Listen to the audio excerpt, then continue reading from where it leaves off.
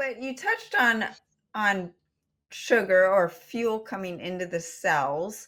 Would this explain why you will see a rise in blood glucose if you're Absolutely. hypothyroid? Can you explain that a little deeper? Yeah, so there's what they call GLUT transporters. These are transport mechanisms that bring glucose into a cell. There's GLUT1. I think there's like 5 or 8 of them now, but there's the first four are the big ones we talk about a lot.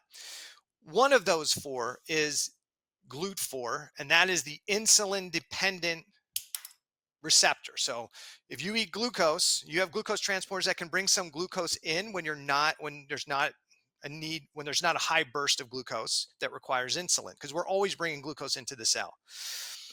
T3 regulates all of the GLUT receptors, but definitely it helps with the regulation of the GLUT4 receptors. So in a fasted state, if you have reduced T4 to T3 conversion, the non-insulin dependent GLUT receptors are still not going to work very well. So you're going to have higher fasting glucose. And you're like, how can I have higher fasting glucose? Because the body's still making glucose, right? Especially in stress state, we have 4 hormones that'll raise glucose. That's how important glucose is, especially stress hormones that'll raise it.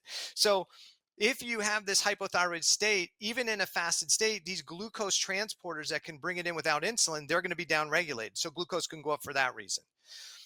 GLUT4, when we eat, is highly T3 dependent. So that if you have decreased T3 inside the cell in a fasted and in a fed state, you're going to have more glucose resistance. And I like the term glucose resistance more than I like insulin resistance. Insulin is like, it's overwhelmed. So what does the pancreas do? It's like, holy cow, I got to make more insulin to try Mhm. and force it somewhere.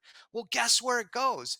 The glucose transporter that's least impacted by T3 is called the glucose 2 transporter. That helps pump glucose out of the liver into the bloodstream because that's critically important on a regular basis. And then it is the glucose transporter that's most dominant in your fat cells. So what happens?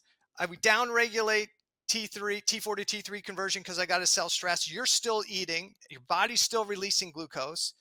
Some cells and tissues are going to be glucose resistant. Some are going to hang on to their glucose resistant, lack of glucose resistance longer. But what tissues are going to take up the most glucose? It's going to be the fat cells. Mhm. And then we get into another paradox where we see some people, we call them type 2 diabetes because they got high glucose, high insulin. That's kind of a good thing because the pancreas is still trying to keep up with insulin production. But in some people, T3 also impacts insulin productions by multiple mechanisms. We can talk about GLP-1, we can talk about insulin production, but the pancreas makes insulin and it needs T3 to help make that insulin. So once that T3 really starts to plummet, not only do you have high glucose, but we'll see people with low insulin and we say, Mhm. "Oh, you're type 1 diabetic." You're not necessarily type 1 diabetic, but you could be type 1.5 diabetic, where Right. you're just not making enough insulin. And your body gave out. Maybe it's an immune issue, or maybe there's just not enough T3 to the pancreas to support the physiology.